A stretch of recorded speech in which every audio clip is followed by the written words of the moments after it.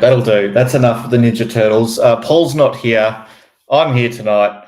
Hello, everybody. What's up? Welcome to the Paul James Show. My name is Ben Reeve. Proudly presented, as always, by Cyril Cook Florist. Thank you very much to our good friends at Cyril Cook Florists. Whew. It's a couple of days away from the prelim. That's one day, actually. And, yeah, I'm getting nervous. I'm really getting nervous. Hello, everyone in the chat. I can see the word nervous popping up here and there everywhere. Shadu, g'day. Thomas, you are a legend. Thank you very much for the early splash of the cash there, Thomas. You didn't need to. I'm keeping it, Paul. It's all mine. I am going to send Paul the other money. He did suggest that maybe I wouldn't, and I'd keep it all to myself, but I will actually share the other money from the other night. But thank you to everyone for all that. But we've got a big show tonight. We've got a big preview of the Cats v the Hawks at the MCG on Friday night. As I said off the top, I am filling in for the regular host, Paul James, who is getting home pretty soon from parent-teacher interviews. I can confirm that a little birdie told me that we may get a little appearance from Paul very shortly. So stay tuned for that. We'll get all the big news about the parent-teacher night, I'm sure. We'll see what happens. But tonight's rundown, as always, the teams have dropped, and there's some interesting selections. We'll get to them shortly. We'll review the Cats v the Hawks game in detail, but we'll also have a good look at the Collingwood versus Hawthorn game as well. Some news stories this week. There's hardly any games played, 2 games played through the week, but goodness me, has there been some news stories. And Paul stole most of my thunder last night with his bonus live show, but we'll go over some of those again. There's a couple of new ones there as well. I'm really excited about this, though. The players' spotlight tonight is Paul Chapman, because we're playing the Hawks and because Chappie said we never lose again. I couldn't go past Chappie this week. I had to delve deep into the career of Mr. Paul Chapman there. And then we'll finish off with a bit of Q&A. So save your questions to the end or shoot them in now, and maybe I'll bookmark them or whatever, but we'll go from there. So hello, everyone, again in the live chat. Thanks. It's getting active in there. It's very active. I can see Mark's in there as well. Mighty Sparlock, hello to you. And Jezelenko. I haven't seen Roaming. Where's Roaming? Roaming's not happy that I'm sitting in the big chair tonight. Are you there, Roaming? Say hi if you're there. Jackie, hello, Jackie, and Amy as well. Oh, Shadu, what is going on? Paul's not going to be happy about this because he's taken a night off and he's not getting any of this coin tonight. So anyway, actually, let's get Paul on. Let's get him on right now. I did suggest he might come on, but let's bring him in. What are you doing eating pizza while you're driving, Paul? Smashing a donut. But what is this bullshit? People donating. That's my gig. Get out of here. Should do with the 20. Very nice. Oh my God. If he gets more than me, seriously.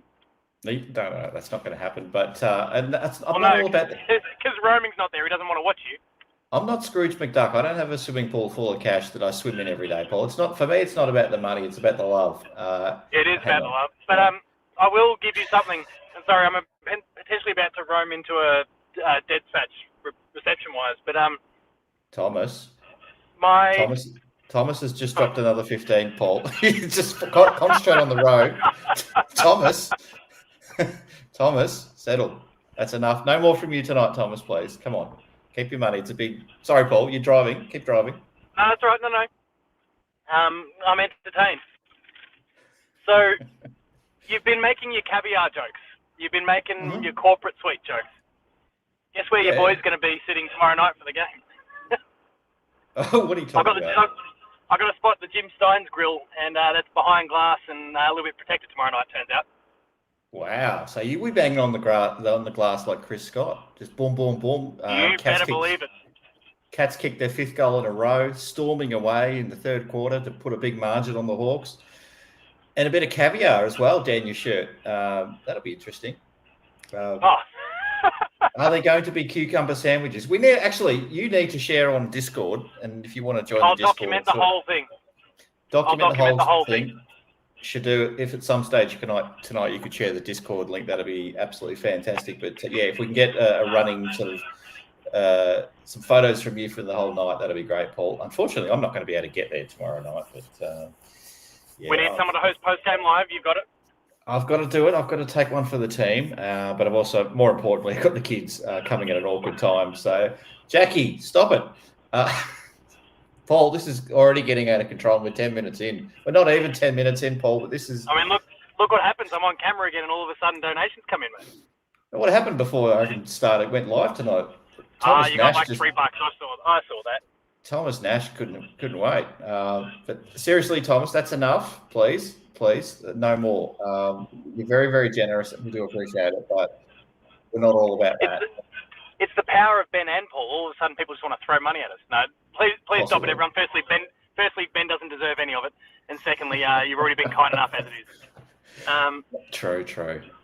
I didn't mention I'm in a different room today. I mean, I'm sure the viewers probably realise, but I'm actually in the middle of the house because it's I'm in the house because it's too cold outside, so I haven't got my normal setup behind me, and the microphone's probably not as good as it normally is, and the lighting's not doing its job. But anyway, it is where it is, and that's where I'll be tonight and tomorrow night,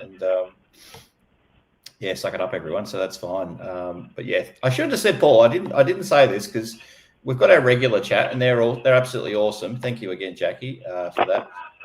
But we do have, every now and then we get some new viewers on the show as well. So I want to say shout out to anyone who's joining us for the first time. Maybe you've never watched the Hoops show before, the Hoops crew before, and you're like, what's this? I'm keen on the prelims. Maybe you're a Hawthorn supporter and you're absolutely keen to sort of just get any level of football. Or you're here for the hate. Welcome. We welcome you either way. So thank you to everyone who's joining us. Hate watching. I do it all the time. We've got a channel. Are they called channel on Discord? Is that what they are? We've got a hate watch on Discord. On Discord for it, yeah. So I imagine there'll be some people on the normal game day channel tomorrow night, and there'll be others on the hate watch channel, depending on how the game's going. I can see that happening. So yes, but if you do stop sending donations, people, please. But if you do want to support the channel, please hit that like button off the top as well. That would be most appreciated. Paul, I did hear you lost the grand final last night. I'm sorry about that. Hopefully, I did lose the grand final last night. I was the top scorer for the team, though, so I'll take it. Did you get 4 points or something like that? Best in a losing team. A couple of free throws. I did begin my night with a couple of free throws, very, very Shea Gilgeous-Alexander style. And nailed a three straight after that. A couple of little floaters. Went back to the line one more time.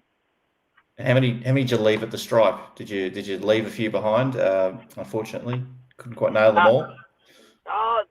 A few threes that could have, like at that crunch time at the end, when you're down by about 10 points and you've got about a minute and a half to go, you start firing away. And I started firing away, and honestly, I'm a bit. There was one or two of them. In fact, one of them I actually put the three fingers up and was walking away. I was that sure of it, and it didn't work out. So, Thomas, final warning. More or no more? Sorry.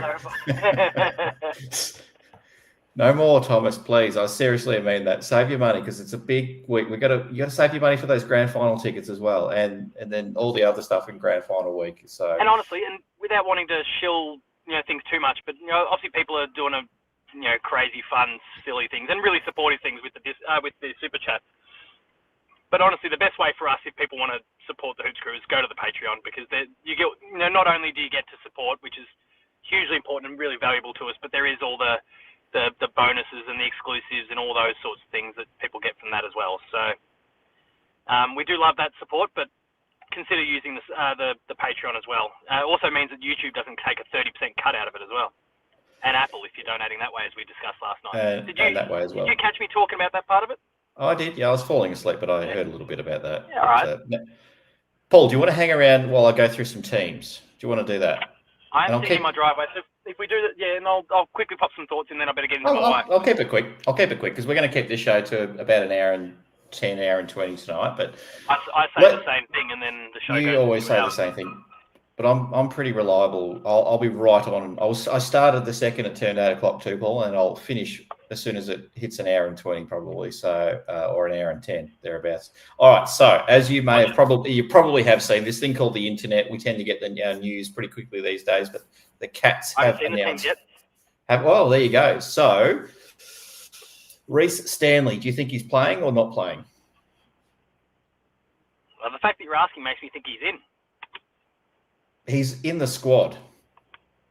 He's been named as an emergency. So figure out what that means. I have no idea. I have no idea. Chris Scott doing Chris Scott type things. On the bench for the Cats, we have Lawson Humphries, Jack Martin, Jai Clark, Brian Myers, and Oisin Mullen, Mr. Sheen himself. Yeah, okay. So probably Jai Clark. So currently no change. So no change, is no right? change, no ins, no outs. And emergencies, we've got your boy Jed Buse, Ollie Henry, and Reece Stanley. So no love at all. No love at all for George. Ted Closey, Mitch Nevitt. Yeah, Georgie boy.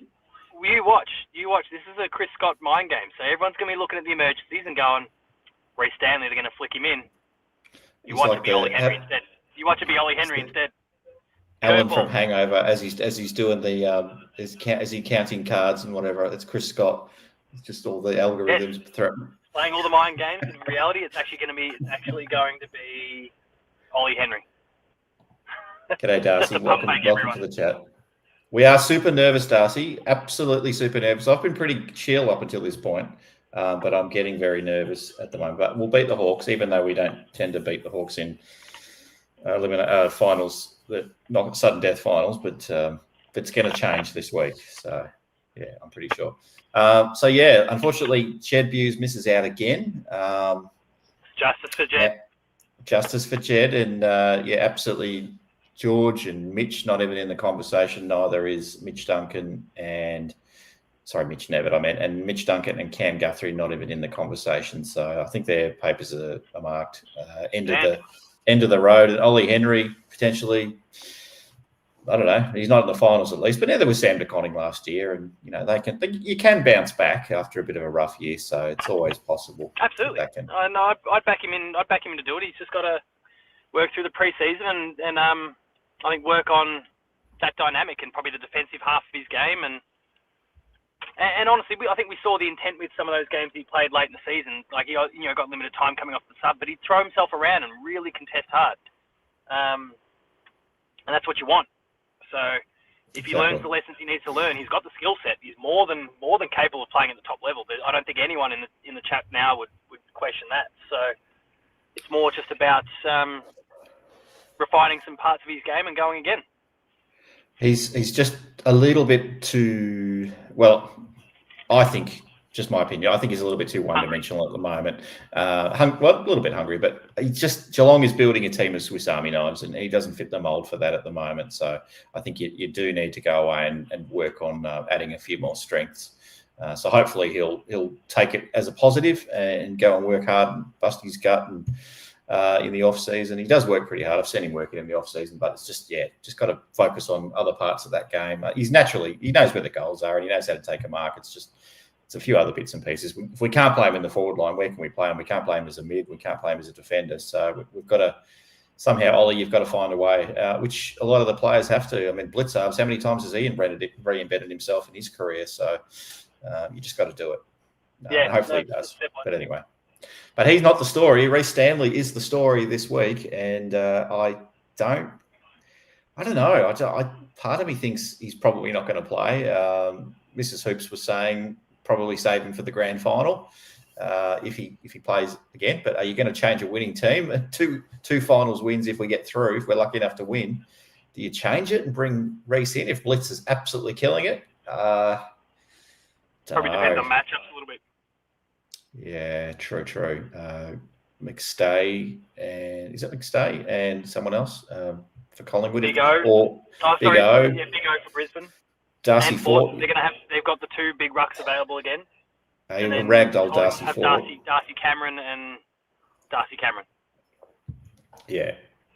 But we've got to get through this one first. We've got to break a 62-year hoodoo. Shout out to Lucas's mum. Hasn't been feeling the best. Lucas has been spreading his germs all around the household. So Lucas's mum's also sick now. So get well. Hopefully Lucas is on the mend as well. But yeah, see how we go there. Now, do you need to get inside, Paul? I'll get inside. I'll let you run the show. It's your show tonight, so I won't infect the Paul James show with too much more Paul James. Exactly right. Exactly right. Well, enjoy your night and enjoy the family, and good luck having that conversation tomorrow night with your partner about going to the grand final on your daughter's birthday. I wouldn't want to be in the room when you have that conversation. Look, the conversation has started. It started, but just to put it on the agenda. But we'll just have to see what happens when it's a realistic. If it ends up being a realistic conversation we have to have. Does she know it? Does she know her birthday's on Saturday though? Is she old enough to know that? Well, she's actually having her birthday party this weekend. So the party's all booked. Okay, party with the little friends is all this weekend. So surely I've earned the brownie points with the daughter by then. So we'll see what happens. See what happens. All right, mate. You have a good one. Enjoy, everyone. Have a good show. Ben, don't screw it up too much. No way. All right, he's gone. I think he's gone. But, he has a habit of going and then bouncing back, so we'll see. All right, so that's that. For Hawthorn, no outs, no ins. Pretty much the same as it was last week, but they have had a few injuries, or at least concerns anyway. Gunston was looking a bit proppy there, the hamstring, and Ginnivan as well. So we'll see what happens with those two. They both look fine on the track today, and Hawthorn is away. I think Luke Hodge had a broken rib at one point and played the grand final, and Geelong didn't even touch him for some reason. But anyway, that's going back a little bit way. All right, let's get into the game though. And thank you to anyone who's joined in the chat or is just watching along quietly. Feel free to drop a comment if you're watching on Facebook or Twitter or you're on YouTube as well. Or if you're watching this tomorrow, which some people do, by all means, let us know what you think about how the Cats are going to go against the Hawks before the game starts. All right, so as we mentioned off the top, the game is tomorrow night, Friday night, 19th of September, 7:40 at the MCG. It's going to be 22 degrees maximum during the day. I don't know if what it's going to be like later at game time. I think it cools down a little bit. There are some showers, or there was when I wrote these notes the other day, some showers predicted. Mark, there you go, Mark. I'm bloody nervous, actually. I'm very, very nervous, and I'll share more of those thoughts shortly. But we are expecting about 95,000. It's a sellout, but not everyone turns up, do they? So you'd easily expect 95,000 for this one, if not 99, 98, something in that realm. I don't think you're going to get 100,000, but you've basically got to sell every seat, every corporate suite, all that sort of stuff. So, and obviously the MCC people have got to turn up. Paul's obviously one of the corporates turning up in his corporate box, but we'll see if everyone else does. Cats are wearing the blue shorts, and the Hawks are wearing the brown shorts. And yes, Paul's already made a point of this on a previous show. I probably have gone a little bit earlier. Might have been coming off as a little bit arrogant, saying that the Hawks are wearing their brown shorts because they're going to shit themselves. I'm a bit concerned about if this blowing up in my face, but you got to go with it, don't you? So you just got to own it sometimes. But yes, Paul, I will try to be better next time around. If we get into the grand final, you definitely won't hear me spouting off or posting anything stupid on Twitter. I'll keep it cool. Horatio, I can see you there. I'll get you on shortly. I'll just get through some of these details and I'll get you on when we get to some talking points for the game.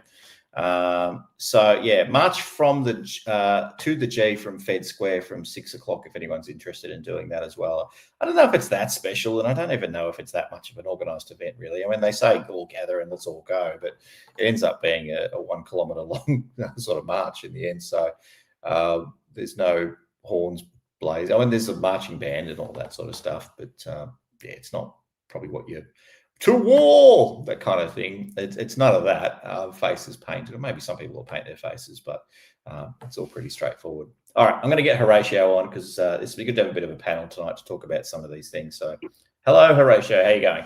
Hi, Ben. How are you doing?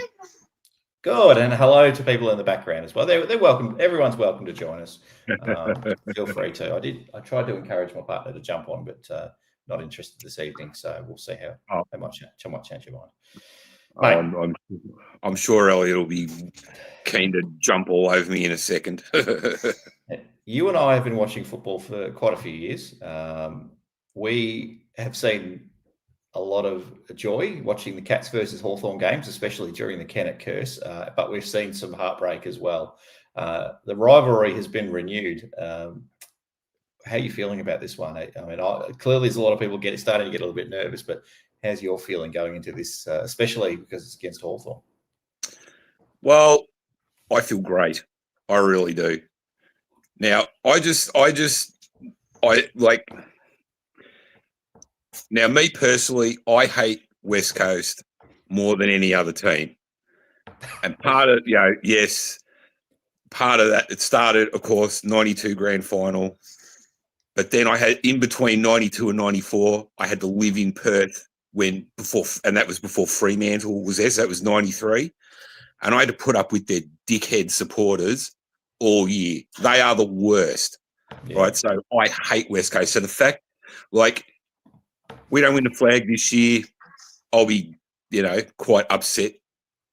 But I have got quite a bit of satisfaction from watching West Coast have one of the worst seasons in the history of football this year. Let me put it that way. But Hawthorn, that's a different matter. Like, I hate them, but like with West Coast, I have no respect for West Coast at all. I can't stand them.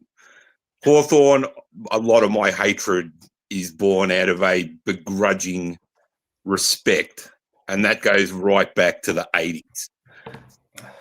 And I maintain that Hawthorn team is the best football side I've ever watched.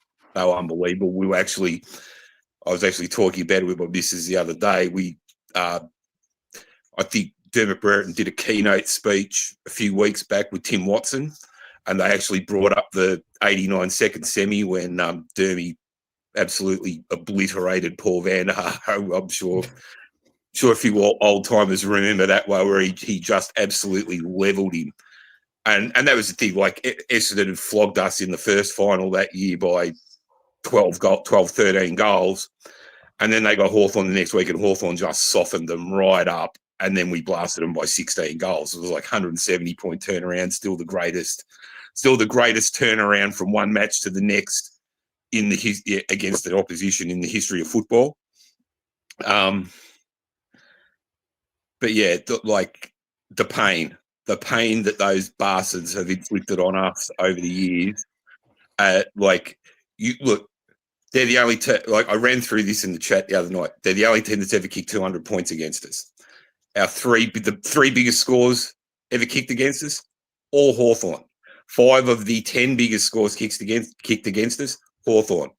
We've only been beaten 12 times by more than 100 points in our entire existence. 5 of them are against Hawthorn. Oh. And unfortunately, I was at a couple of them. Oh. And the worst one of those, the first round of 1990, it's a couple of goals of difference at halftime, and they kicked 23 goals after halftime to our 4. And I had to sit there in front of these Hawthorn supporters for the whole second half and just going, "Oh, mate, well, this has got to hurt. Oh man, what's happened? What happened over the summer? Where'd you go?" Just chirping away like they do, the fucking smart asses. And I was just like, "Oh, I'm going to kill somebody." But yeah, and then like 84, we had to beat them in the last round to get in the finals, and they pumped us by 15 goals. 87, we had to win that was the famous last round where we had to win to get in, and if we didn't win, the winner of the Melbourne Footscray game at Footscray would get in, and that was when Melbourne was trying to get in the finals so that Robbie Flower could play finals. And I actually watched the last quarter of that game the other week, and we were 2 goals in front with a minute to play, and Jason Dunstall just went bang bang, kicked 2 goals, and we're out of the final. And we were 6 goals up at one point too, and then the night grand final the next year, the same thing happened. The Prez Bruce Linder gave away a cheap 50 against Chris Mew, and he kicks a goal. They hadn't been in front all night. Last kick of the night, kicks a goal. They win. Then in 89, there was that famous game where we were bloody 9 goals up at halftime and still lost. Oh yeah. Of course, the 89 grand final, classic game of football. Yeah. Then there was 1990. Then, of course, that first round of 1990, which was just a bloody disaster, and that was the end of our season. Really, like it pretty much ended our chances in round 1. Then Then there was a second semi-final the next year, which I was at, and one of the weirdest games of football I've ever been to. We should have been 8 or 9 goals down at halftime. They could not kick straight for the life of them, and that was the other reason we were still in the game. And then we hit. Then it was we had the same problem. They couldn't score, and we couldn't kick straight. Got to the last 5 minutes or so, and it was pretty much that year West Coast dominated. They only lost 3 games all year, but it was really very much a case of whoever wins his second semi is going to go into the granny and they'll beat West Coast in that grand final. So it was all on the line. And I was sitting at Waverley, and I'm sitting right at as far back. I don't know if you ever went to Waverley. Yeah, I did. When I was a young kid. That big stand, the one it's still there. I've never been further away from a game of football than I have been in that game. I was sitting almost up in the back row of that grandstand, and like the players were like ants. But seriously, like we did everything but win that game, and then Darren Jarman kicked this goal, and I don't think he barely touched it all day. He gets the ball, and I'm standing. I'm where I was sitting right behind where he was kicking from, and he was on such a tight angle, and he snapped it around, and it was one of those ones. He was on such a tight angle, the ball nearly got stuck between the goalposts. I'm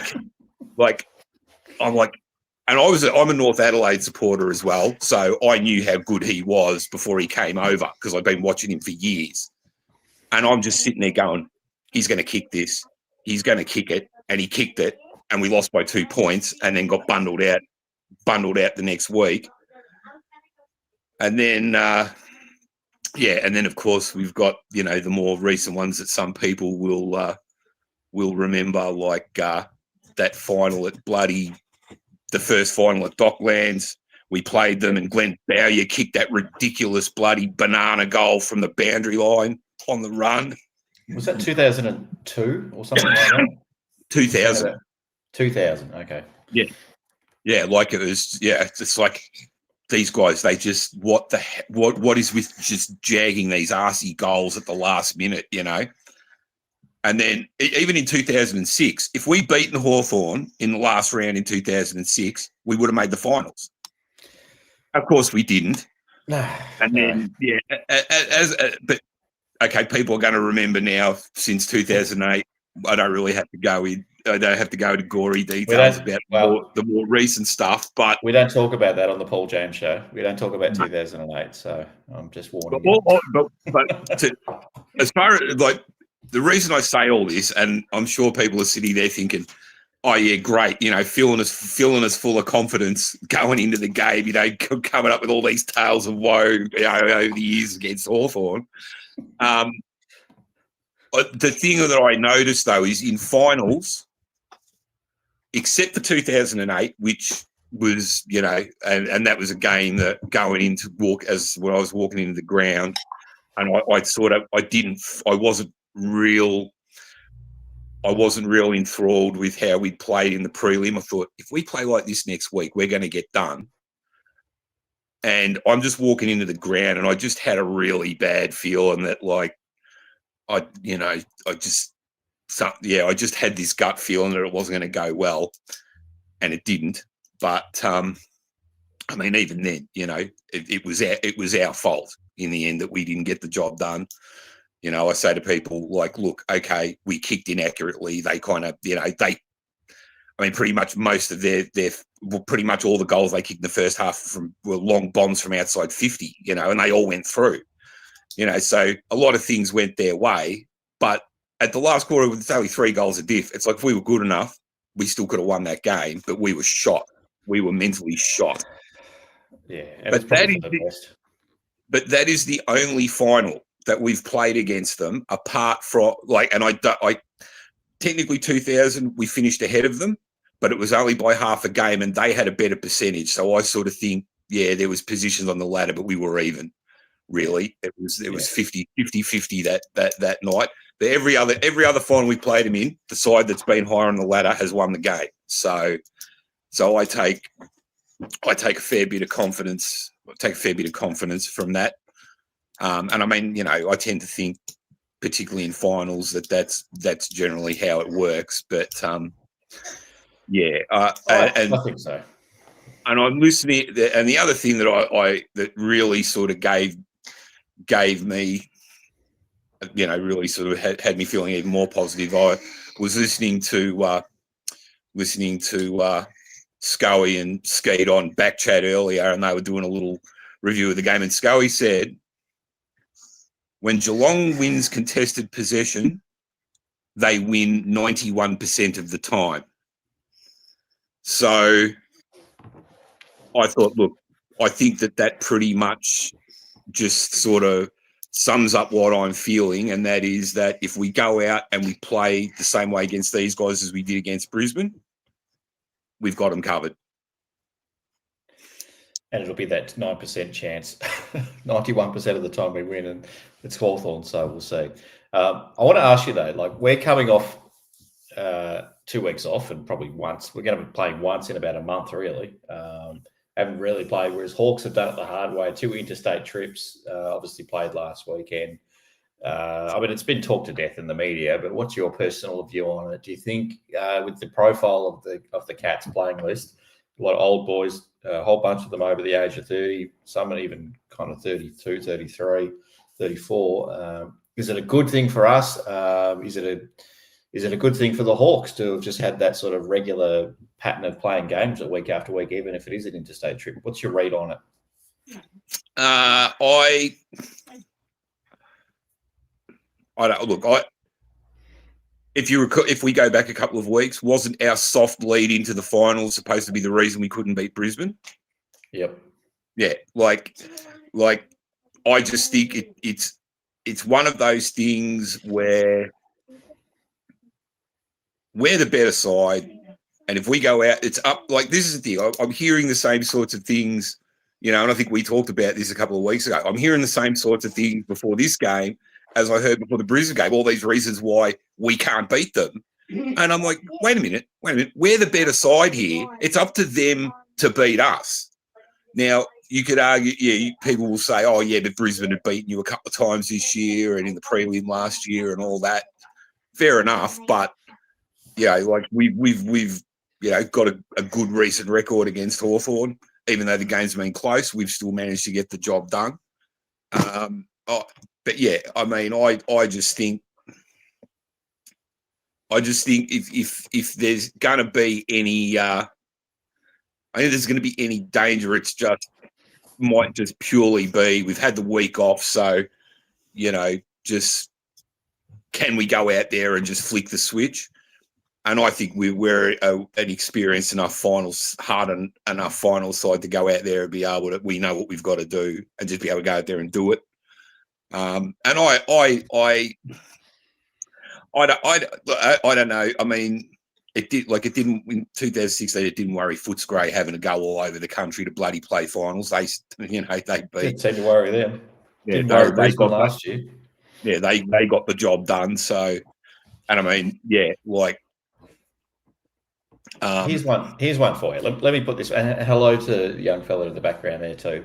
Feel free to come and have a chat if you like. Hello, go Cats, go Cats.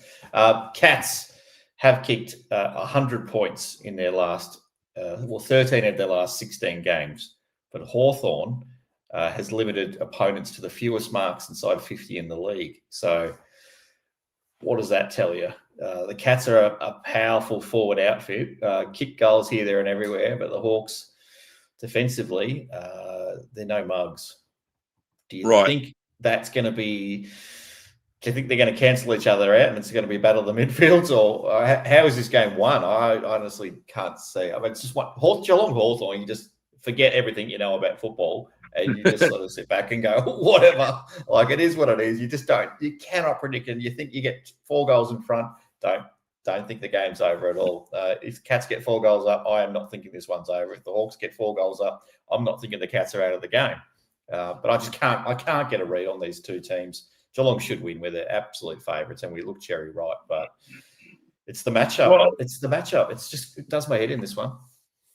I think, I guess the thing for me is that I'm really just trying not to focus on the opponent and worry too much about them. I'm more just thinking about, like, what are we going to do? Are we looking at us as a team and just, am I confident that we are going to go out there and play the way we need to play to get the job done? Doesn't matter who, and in that sense, it doesn't matter who we're playing. It's just, are we going to go out there and be switched on? Because we've all sat there, between the 2011 and the 2011 and 2022 flags, and saw us piss a lot of finals against the wall by getting jumped, right, and not coming out switched on. Well, that hasn't happened since Melbourne blasted us in that prelim. We've, teams like in that the first final in 2022, Collingwood, I think, got 3 goals up. Yep. But we got the game under control very quickly, and we were fine from that point on. Instead of finding ourselves going from being team gets 2 or 3 quick goals on the board, and then next thing you know, they've got another 3 or 4 quick goals on the board because we haven't got a steadier or something like that. The thing with Hawthorn is I think the way, like, Adelaide showed everybody what not to do against Hawthorn, right? Like, it doesn't take a rocket scientist to work out that, particularly early, you can't let Jai Newcomb start doing whatever the hell he likes in the middle, because he's going to get it. So you've got to put some work into him early. So I think Fred, it was mentioned, let's whack danger on Newcomb early. And I thought that's a good idea, because Danger's going to at least put a body on. Danger will be ready to just crash in real hard and, make him earn those posies. So, and as I say, he's probably their best contested player by some distance. So if we can control him, he's probably still going to get his touch, a lot of his touches. But if we can really stop him getting those contested, as many contested possessions as the Crows let him have last week, that's going to go a long way to helping us win the game. I can't wait till the fourth quarter when he gets his 7th touch for the game, Newcomb, and the crowd just gives him the Bronx cheers halfway through the fourth quarter. It's like, ooh! It won't happen, but it wouldn't be great if Mullen just kept, or Atkins kept him for 7 touches or something. That'd be awesome. Yeah, I don't know if that's it's quite going to happen like that. But then if you'd said the same thing about McCluggage 2 weeks ago, I probably would have said the same thing, and that didn't happen. So, correct. But yeah, I mean, look, he's red hot at the moment though. So I think if we could just sort of, minimise the damage as opposed to trying to complete. Like, I was actually talking, like, I was talking to my missus earlier, and I said, look, think what I'm saying about this is, think about what happened in the 2020 grand final with Dustin Martin. I'm sitting there the whole first half. He's the only reason we're not 10 goals up at half time. I'm like, just like, you don't have to elbow him in the face or king hit him or that. Just, you want to have two or even 3 guys, just anywhere he is near the ball. You just want to have a couple of blokes and maybe a third bloke just there, just to let him know he's not getting an easy touch. He's not going to run around and do whatever he wants. He's going to be made to earn every single possession. And this is what we did against Brisbane. We absolutely, it wasn't just, we got numbers around the ball. Like, we were really hitting those packs hard, and they wilted. And you could tell that they knew it. Like the way that Brisbane played on Saturday night, you could tell they were embarrassed about how they played physically the week before, because they monstered the Suns, absolutely monstered them physically. So I'm like, we embarrassed them last week in terms of, in the physical aspects of the game, and they wanted some payback. They wanted to take it out on someone, and unfortunately for the Suns, it was them. But I mean, the other thing with Hawthorn, and the Crows just kept doing it all night, is just, you don't want to be bombing it long into that, into your forward line with those Hawthorn defenders. You can't do it. Like, they're some of the best, like, one-on-one defenders, like, particularly, like, and marking defenders in the comp. So why are you going to kick it? Why do you want to just keep randomly bombing it in there and hoping for the best. Like you've got to get your guys into good. You've got to be getting your guys into good positions. Not just kicking and hoping. And I think as long as we don't put ourselves, because I know sometimes if we sort of find ourselves a bit behind in the game, we start to fall into that a little bit.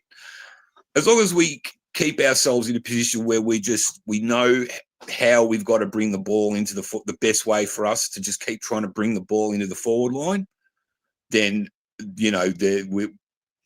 we won't sort of fall into the trap of ending up where we're playing to their strengths, If we can control, we can get the game, not necessarily on our terms the whole way, but if it doesn't absolutely get away from us, I think we'll be fine. Because once it starts getting away from you, all the mind games start, your mind does play tricks on you and all that, and you can't make any right decisions. So hopefully that doesn't happen. So I think we'll be okay. I don't know. I don't think Jeremy Cameron's kicking 12 goals, but I feel like it's going to be that sort of spread. I can see Max Holmes taking a couple of handballs from 55 metres out and bombing it long a couple of times.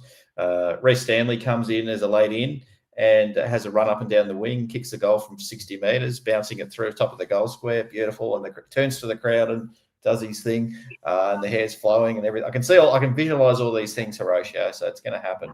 Well, I think in saying all that, my main thing is more that we don't need to be trying to bomb it in there and hoping to take a mark, because our guys are so good.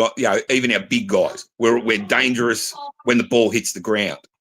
Exactly. So as long as we're kicking it to good options, and I think that's something that for most of the year we've done particularly well. As long as we're able to, we're not just picking them out like the Crows were doing. As long as, we're at least kicking it to a genuine, if we have to, a genuine 50-50 where our guys can get the ball down. Once it hits deck, I think, that's where we can win, where we can do the most damage. So, yeah. And the other thing too is I'm sitting there watching that game and just thinking, I think I even said it in the Discord. It's like, I can tell you one thing. We are not going to be letting Hawthorn just waltz it out of defence at however they like the Crows were letting them do. Like there was little to no pressure at all. That's just not going to happen against us. So. That's not happening. All right, I'll quickly whip through some more of the details on this game, and then we'll jump onto our next segment. But just in terms of form, Horatio, Cats 7 straight coming into this one and have won 13 out of our last 15 games. Interestingly, we've also won 5 out of the last 6 at the MCG, whereas the Hawks, obviously winning those 2 finals, they've only won 2 straight, but they've won 10 out of the last 15, so they're going pretty well. They started the year on fire, had that little bit of a mini lapse partway through the year, but they've corrected things. They're doing pretty well. It's the 174th time these two teams have met. 10 finals. It's not as bad as what you think in finals, but it's the ones that we win, which it's the ones that the sudden death ones we tend to lose, get our heart broken. They finish our season too much. So Cats have won 4 straight against Hawthorn in just normal games, and 6 out of the last 7. But unfortunately, Hawthorn's won 6 out of the last 10 finals. So hopefully we can just turn that back our way just a little bit more. The last time around, it was only round 7 this year, Horatio. It was the Cats in an absolute MCG thriller by 7 points.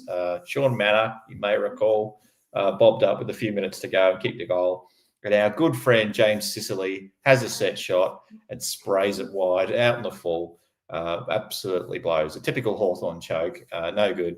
And the Cats come away with a 7-point win. Absolutely fantastic. Connor Nash, don't expect to get a nice polite applause, Connor Nash, on Friday night. The Cats fans, we remember what you did to Bryant. Yeah, there's a guy who'll be getting a serve. We remember. But John Newcombe, the man of the moment, did have 28 touches and 9 tackles in that game. Shawnee Manor with the 17 touches and 3 goals. For me, and I'm interested to hear your thoughts, Horatio. For me, the players to watch for the Catters, just because of what he did to McCluggage last week. Oisin Mullen, who does he come up against? He's one to watch. Max Holmes, I reckon, is one to look out for the Gary Ayres medal if the Cats keep winning. And obviously Ollie Dempsey, the other one too, was amazing last weekend. Those are the big three for me. What about for you? Who should we be watching for the Cats to sort of tear this game apart? Well, I'm sort of hoping that. Well, I said to Paul on the weekend in the post game live. Did I see like Hawthorn starting to play Weddle in like an Ollie Dempsey role where like he sort of starts as a defender and then he's sort of just pushing running forward and then sort of hovering around in that forward line and then pushing back and sort of playing that end to end that really sort of end to end style. I'm like, they're like, well, we've got these blokes covered, so let's get him. Let's give this a real go, and maybe we can use that next week. I think that's gonna. I think if Ollie's gonna need to have another game similar to the one he had against Brisbane. That's going to be a big one to watch. I'm the one thing that I've sort of noticed maybe in the last I don't know, maybe 18 months is that one of the things that I always really liked about Brad Close is that he just had that ability for his size, a really good mark. Yeah. And I don't think we've been kind of using him as much, like sort of he's not bobbing up and taking those sort of marks like around that sort of goal square area, really like on the around the goal line quite as often as he used to. And I'm sort of hoping that we can get a little bit of that on tomorrow night, because I think that's he if we want to avoid their defenders, he could be an important avenue to goal in that regard. And of course, if they sort of tighten right up his defensive pressure and his work around those forward contests is going to be really important. And I think the other one's going to be whoever plays on Jack Gunston. Yeah. Don't know. Jack Henry, maybe? Yeah. I think most people think Jack will get him, and I think he's probably the man for the job. But I think Gunston's going to kick his 4 goals, but we just have to stop everyone else. I'm happy if he kicks 4 goals and the Cats win. That's fine with me. Just don't let everyone else don't let the Wizard get into it. Don't let, I don't know. Hawks probably will kick 18 goals one if they're on. I think Cats are going to be fine. I just feel like I don't think Gunston's going to sort of necessarily be the match winner for them. I think it'll be one of the midfielders or something like that just gets loose, and we just don't put enough work into them, or we just give them too much space, and that'll be something that we come to regret at the end of it. So hopefully not. Hopefully that's nothing we need to worry about. Well, one of the guy what's the name of that dude that does the analysis on SEN? Like he's basically Hoyne. He says Gunston kicks more than 3 goals, Hawthorn you generally win. So I'd like to, like he only kicked 3 goals against us last time, and I think if we can sort of keep him to that output. But you got to remember last time he was playing on Connor O'Sullivan in what he's like 6th or 7th game. Yeah. And I mean, Connor's improved. He was already playing very well at that point in time, and he is improved exponentially as the season's gone on. We had a very proppy Tom Stewart, I think, in that game, and Jack Henry wasn't playing. So, so our defence is in much better nick now than it was when we played them last time. So I'll tell you who's different, and then we'll wrap this one up in terms of the match review. Yep. But coming in since round 7 into this side is Oisin Mullen, Jack Martin, Jack Henry and Jai Clark. Going out at this stage, Reece Stanley, Mitch Nevitt, Ted Closey, who was up, came on and got KO'd, and Ollie Henry. So, Ollie, Ted, and Mitch versus Osheen, Jack, and Jack.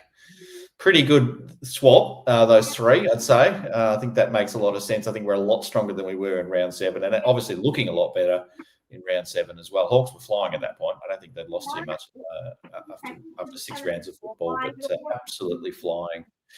Let's wrap up the just a couple of quick points on this particular game, and then before we touch on the Collingwood-Brisbane game, a couple of key moments. We don't talk about 2008. That's one thing we won't talk about. A couple of memorable moments over the years, but we do need to talk about Jimmy Bartell's goal in 2009. Point, I should say, the greatest point you'll ever kick in 2009, which was absolutely awesome because I had Hawks supporters giving me shit at 3/4 time, and then they took the mark and they just walked out. They didn't want to see what happened afterwards. So that was great. Can't go past Tommy Hawkins' goal from 50 metres. We'll be talking about this one, the 2012 goal. 2012 goal, that was amazing. And obviously, we're not talking about the 2013 prelim either. We don't talk about that one. And but we will talk about the 2016 shot after the siren from Isaac Smith in the qualifying final. Unfortunately, sprayed that one as well. Thanks, Isaac. We love you for winning the Norm Smith, but we also love you for missing that shot on goal as well. My prediction, Horatio, and I'll be interested to hear yours, but my prediction for this game, and it will be very similar to the other game.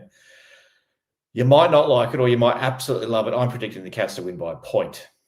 I am predicting the Cats to win by a point. The finals experience, the composure, the week's rest, they're the obvious ones, but throw all that out the window. I think Cats are just going to find a way. The Hawks are going to throw everything at them, and these players are going to be absolutely spent. I'll be worried about how we're going to find something for next week, but I feel like this game is absolutely going to come down to a point. What do you think the eventual outcome is going to be? Well, I've been saying I think we'll win by 4 or 5 goals. More confident. Okay. Yeah, I as I said earlier, I try to shut.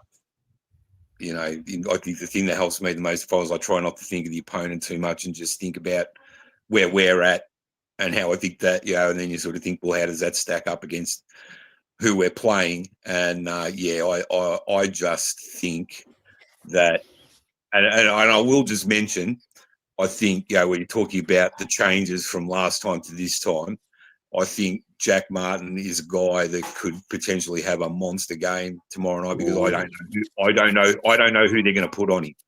Like, who are they going to put on him to contain him? Like, I'm just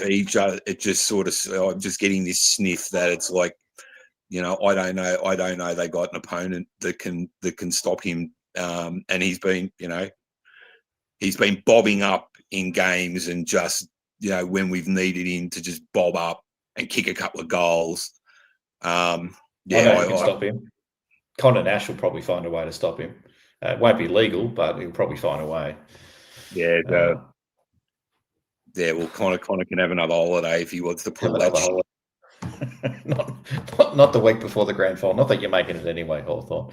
All right, so Cats by 4 goals is your prediction. Any other bold predictions within the game? Any little sort of moments that you want to, absolutely, we'll come back on post-game live and go, how the hell did you say that was going to happen? I Reece Stanley plays and kicks a goal, 100-metre goal running up and down the wing and dobs it. I don't know, because funnily enough, in that the 2012 game, when they were coming back and it really looked like they were going to run over us, I turned to my mate and I said, watch this, we're going to win this with a kick after the siren. And then it happened. I was like, oh. And then in that Freo Suns final the other week, we're sort of having a little bit of a watch along on the Discord. And I said, watch, Fife or Swallow to kick the winning goal or kick the winning score. And then it happened.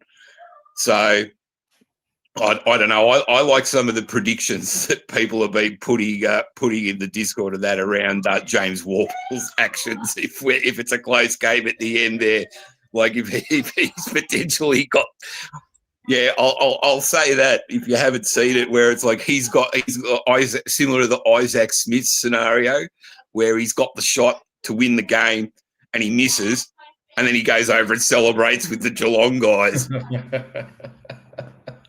Oh, that would be nice. Swap the goons. You get a head start on next year. That would. I mean, I don't think he's going to run over and celebrate with us, but geez, it'd be great if it happened. You're playing for your career. I mean, you want to win a premiership, doesn't? You're not a Geelong person yet, so mate, I might let you go if that's all right. I'm just going to start to sort of whip through the next couple of segments pretty quickly, so I can wrap the show up in the next 15 to 20. But really appreciate you coming on. Hopefully, we'll see you tomorrow night after the game. We'll be on regardless whether we win or lose, but if not, if I don't see you, I'm sure I'll catch you at one of the other shows coming up in the next little bit. I think Paul's going to try and do a Brownlow night watch along. So he does his normal Monday show anyway. So we'll probably sort of combine it with a bit of a Brownlow sort of update as we go through the show, and obviously a review of this game as well. There'll be heaps of content. So I enjoy reminisce going back over some of the old games with you. That's always a bit of fun for me. Yeah. Well, some of them are great to remember. Some of them not so great. I will also say though, like we do get the job done tomorrow night. It's going to be wet on Saturday, so I'm really just thinking, and think about this. Where the last time it was I remember it being a really wet prelim was that year that the Giants upset Collingwood at the G in the pissing rain. And then the Giants came out the next week and got pumped by 15 goals. Like, it's going to be a pretty tough. If it's raining, it's going to be a real tough contest, that one. So, so we're really well set up that for the other two guys to play in a game where they're going to beat the shit out of each other. So I don't care who wins. I don't care which one of them we get, but I think it's going to be a really, really tough game. So yeah, let's hope for rain and plenty of it. Let's hope so, mate. Have a great night, mate. Appreciate you coming on. We'll catch you next one. All right, beautiful. Thank you. Take care, mate. All right, let's whip through some more segments. So let's quickly touch on the Collingwood and Brisbane game. This is going to be. They're both. This is a classic as well. If Geelong wasn't playing Hawthorn, this would be the absolute game of this week. But this is Saturday twilight, 5:15, earlier start, so Brisbane can get back to Brisbane and get ready for preparing for the week. It's the grand final rematch of 2023, the last two premiers in the AFL. Brisbane's playing their fourth consecutive preliminary final, so 4 years of prelims for them. There was some injury concerns, I think, said a bit early with Brody Myercheck and Jeremy Howe. So I was talking about Hawthorn, but yeah, for Brody Myercheck, Jeremy Howe for Collingwood, I think they'll be okay. The Pies aren't taking a chance on Bobby Hill for this one, though. They're gonna pass on this one. But my prediction for this one, as I sort of indicated before, another close one. I'm going to predict both of these games get decided by a point. Now, if I'm right, Kerry, are you watching? Sorry, no. If you want to lay a $2,000 bet, Kerry, if I am right about this, come and talk to me. I probably won't be, but I imagine that these two games are going to be very, very close. I hope they are, for the sake of football, not for my nerves, but for the sake of football. I hope they're absolute classics, and we talk about them for the next 50 years. These two games, I really, really do. It's just so great. Preliminary final weekend is the best weekend in football. Grand finals are great when you're in them. I don't know how I'm going to be if you have to see me and Paul put content together next week, if it's Geelong, if it's Hawthorn and Collingwood. I will do it, but I can't do it. I will, but I will be a shattered human being. I will be a shell of myself. I won't be able to, I just don't know how I'm going to process life. I don't know how I'm going to turn up to work, be a father, be a husband, do all the things you need to do, put food in my mouth. I just don't know how I'm going to do it. If I have to watch those two teams go at each other. I hope it's a Geelong-Brisbane grand final. I did say it before the final started, it would be Geelong-Brisbane. No matter who lost that game, they'd bounce back and make the grand final. So I still feel like that's going to happen. All right, just as we start to round the show out, the last 10, 15 minutes of the show, a few news stories, and we'll get to the Chappie spotlight in a second, but a couple of news stories. Chris Scott was in his presser today. I'm sure you might have checked it out already if you haven't, but check that one out tonight before you go to bed.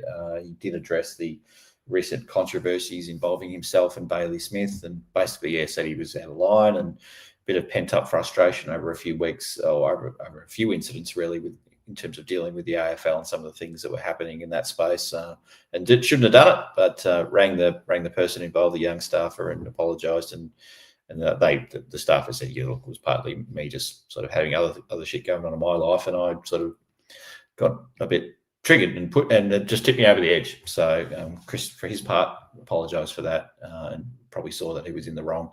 And yes, it's a Geelong channel, and yes, we'll probably make all the excuses. I mean, Paul did enough video, but sometimes when you're wrong, you just got to own it. It's the same in life. Just put your hand up, stuffed up. Try and be better next time. Try not to make the same mistake over and over and over. That's probably a good thing too. But yeah, if you've done something wrong, just own up to it. So that sounds like what he's done, and put a phone call through, and Bailey Smith sent a text message. But I guess that's what the 20-year-olds do these days. Send an SMS message, and that'll be fine. Anyway, maybe send him a couple of Barry's beers, or a pallet of Barry's beers as well. That'd be nice. Charlie Curnow, Paul's probably hasn't. I can't believe Paul hasn't put a video about this one yet. Charlie Curnow has not been out of Geelong, his preferred destination. The Geelong fans on socials don't seem to be overly enthusiastic about it, and not super keen. I think it's doable. I don't know how it's doable, as in it's doable in that I think Geelong would find a way to make it work in 2026, but I just don't think they get it done.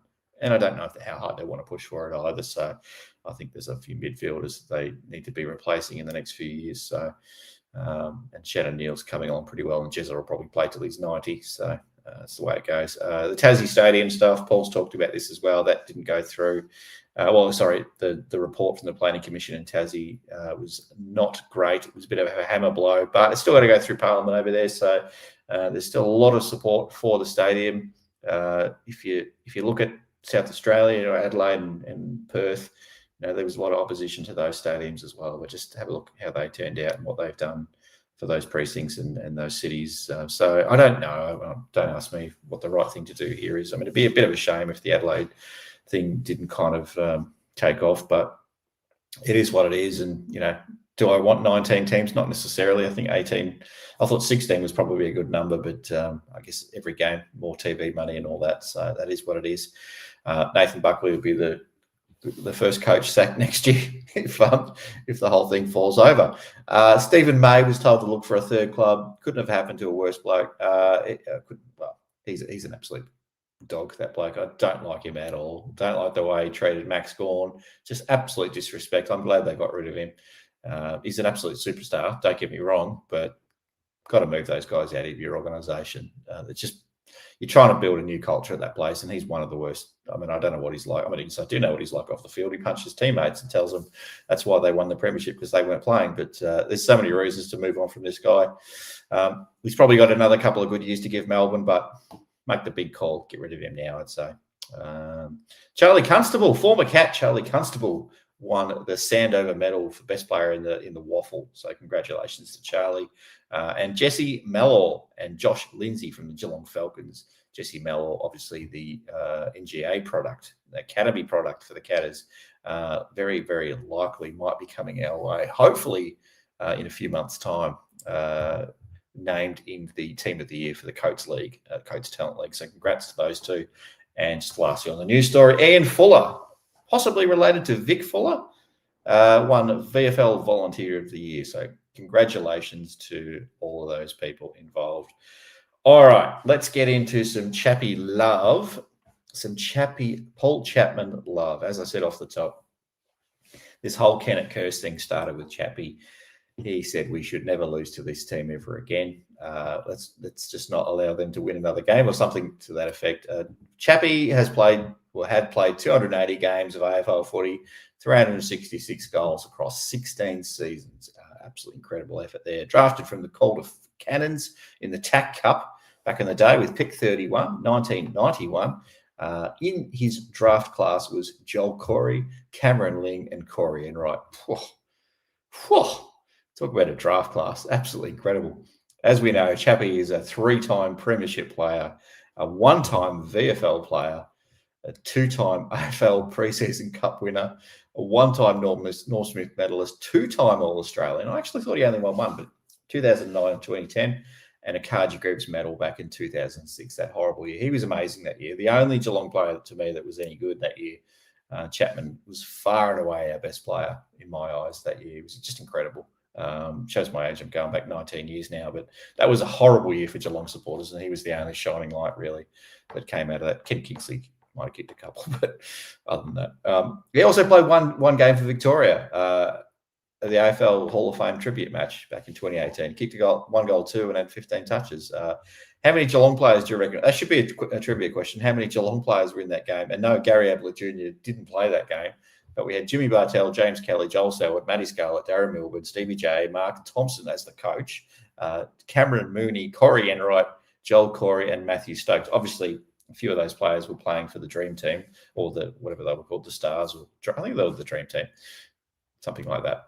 The Dreamers, whatever. I'm doing that the Paul thing where he calls it the Super Clash, the Q Clash of the Super Clash. I think it's the Dream. I'm giving up on that one. For Geelong, he played between the years 2000 and 2013. I've lost my spot. Averaged 5 disposals in his debut season. Played about 4 games in his debut season. 5 disposals a game. The writing was on the wall. You're not good enough, Chappie. But he turned it all around. Ended up playing 251 games with the Cats. Was a key player in the Cats' golden era. Obviously part of the 3 premierships, as I said, and the Norm Smith for the best on ground in the 09 granny, but almost got another Norm Smith in 2007. He was pretty incredible. Stevie J just got him, but watch that game again and have a look at how Chappie went. And I think he could have had the first goal of the game too if Mooney didn't mark it on the goal line. He probably could have let that one through, Moons, but yeah, Chappie could have easily had 5 goals that game. Absolutely insane. And for Essendon, sadly, we lost a couple of Geelong players to other clubs. Absolute legends decided they wanted to keep playing for a couple more years and earn some money because they took a haircut for most of the years they were playing for Geelong and decided the last couple of years they wanted to get some of that back. So played a couple of games for some other clubs, and Chappie was one of those. Played for Essendon between 2014 and 2015, 29 games actually for the Bombers, and it was an absolute fan favourite for the Bombers. I couldn't believe it. They absolutely took him in. They loved him. Probably didn't love him when he was playing for the Cats, and he got chaired off when it was all said and done at the end in his last game. So an absolute respected bloke. It's a shame he's not involved in footy as much, at least at the elite level. I would have loved to have seen him be a coach or involved at some level. I don't think he's good media necessarily, but it would have been great to see him around the club or some other club. I don't know. I miss Chappie too, Sparlock. I wish we could see more of Chappie. He does his sportsman's night every now and then. I've never been to one, but I should try and get to one of these days. One of those Chappie sportsman's nights that he does through Vin Entertainment, I think it might be. I think that's generally where it's at. Some memorable moments from Chappie. I haven't got the video highlights because we get demonetized or blocked every time we show that. But the 2004 semi-final versus Essendon, he kicked a 65-metre torpy goal in the 4th quarter to break the back of the Bombers in that one. The grand final, obviously the 2007 grand final, took that hanger over Warren Treadgrave. Photo for the pool room. 2008 grand final aftermath, as we said, never let Hawthorn beat us ever again. I think that was the rough quote that he sort of came up with. The 09 grand final, the K-Rock commentary is the best. Chappie! When he kicked that goal, snap around his over the shoulder, snapped it through, and Geelong in front by 6 points at that stage. Went on to win the game, and obviously Chappie went on to win the Norm Smith medal. It was incredible in that game, absolutely incredible. 2012, got elbowed in the guts by Hayden Ballantyne, absolutely crunched in the middle of the ground. He was just running past. Ballantyne just goes bang, and then a few minutes later, Matty Scarlett decided to even things up and clock him in the jaw. And Matty Scarlett got weeks as well. So Ballantyne and Scarlett both rubbed out after this game. We did not like Freo at that point. Hawthorn we had a rivalry with, but Freo as well during those years. It was weird. But yeah, Scarlett out. And then after his playing days it all ended, he was commenting about Hawks fans in 2021 when they were booing Isaac Smith when he was playing for Geelong. A 4-time premiership player for Hawthorn. Hawks fans were booing him during the Easter Monday game. Absolutely crazy. So Chappie was having none of that. Absolutely none of that. His best disposals ever, 41, goals 6, and tackles 11. some famous names that have worn the number 35 over the years. I've got 4 names here. There's obviously some others, and you're welcome to share them in the chat if you know them. But Billy Goggin, 248 games and the 1 premiership. Patrick Dangerfield, the current captain of the Cats, premiership player, 204 games for the Cats at the moment. Obviously, he's played over 300 games now of the AFL, but 204 with the Cats. Robert Neal with the 200. Scratcher, thank you, Horatio. Very quick there. Scratcher Neal with the 200 games. And James Raleigh with the 90 games as well. All right, trivia time. How are we going? 1 hour and 10. So I am gonna keep it to under an hour 20. So I'm doing well. I whizzed through that, didn't I? All right, trivia question. First on the buzzer. Here we go. Are we ready, chat? Are we ready? Thumbs up in the chat if you're good to go. What number did Paul Chapman wear at Essendon? What number did Paul Chapman wear at the Bombers during his playing days? Come on, chat, you're a bit slow. Stop, get off the Google machine and have a guess. Oh, Horatio, very good with the 3.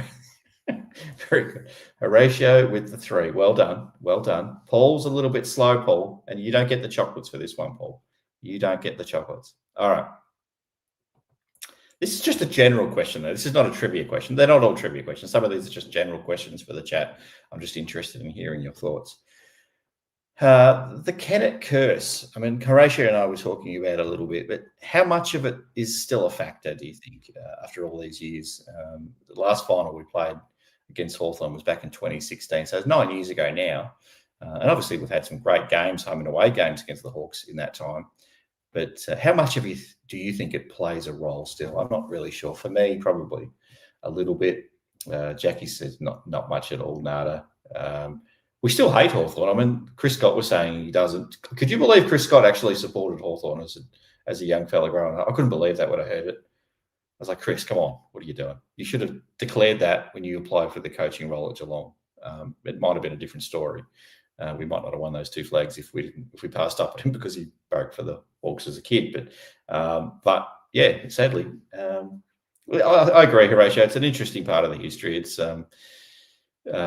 I don't mind the Hawks players for the most part. Like, I don't like Sam Mitchell.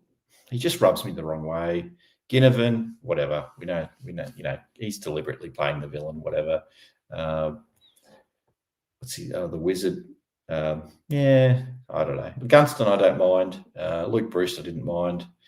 But most of them, probably just the club. Not even the supporters. I mean, there's a lot of good people out there. There's a couple of YouTubers that we get along with really well and all that. And I'm sure there's been some fans that have popped into the chat just to do a bit of hate watching tonight. I think there was someone. Sam, are you a Hawthorn supporter, Sam? Sam, I don't know if you were talking. Anyone who tipped Hawthorn to win tonight is clearly a Hawthorn supporter. Bleeding Gums Murphy. I don't know if you're a Brisbane fan, Bleeding Gums, but Geelong and Hawthorn are not going down. But anyway, that's your right to have that opinion, and welcome to the channel. All right. Next question for the chat. Should we believe in Collingwood's one impressive performance late in the year? The last final they played. They basically played one good game in a couple of months. Is that enough to convince us that they can make the grand final? Yes, it was good enough to win, and it was also good enough to get them a home final against Brisbane. But is it going to be enough for them? I don't think it is. Ninja Turtle Boy himself doesn't think it is either. Nope, he says. Luke M didn't answer the question, just says he's nervous. Yeah, we're nervous, Luke. We are nervous. Are you a Hawthorn supporter or a Geelong supporter, Luke? Probably. Well, it doesn't really matter. We're all, no matter what side of the fence we're on, we're all pretty nervous. Go away, bloods, guts, and glory. Nah, everyone's welcome. Everyone's welcome. I'm not convinced on Collingwood at all. They were showing signs of falling away pretty badly, and they have a habit of finding a way to win on the road. They just galvanise and they just make it happen. But I have so much respect for the Brisbane Lions. I just feel like they're just going to find a way to win this one. And I don't feel like Collingwood's going to be embarrassed and come off the ground feeling like they've just blown something. I think, it's going to be an absolute arm wrestle for 2 hours. Someone's going to win this game. And as I said earlier with my prediction, I don't think it's going to be off by March. I think a kick in it. I'm saying a point just to be a bit. I don't know. Make it a couple of the greatest prelims ever, but two prelims decided by a point each. Absolutely incredible that would be. I just don't believe in them enough. I don't believe Brisbane can win the flag either. I feel like they're a good enough team on their day. They're probably the best team on their day, but they're also wildly inconsistent. I don't think they can play 3 or 4 good games in a row these days, Brisbane, or this year. So I just think that's been the shot on them for me. I just wouldn't trust them to win 3 finals. Now after losing that first one, I just can't see it happening. So that's where my head's at on Collingwood. I'm not convinced by them.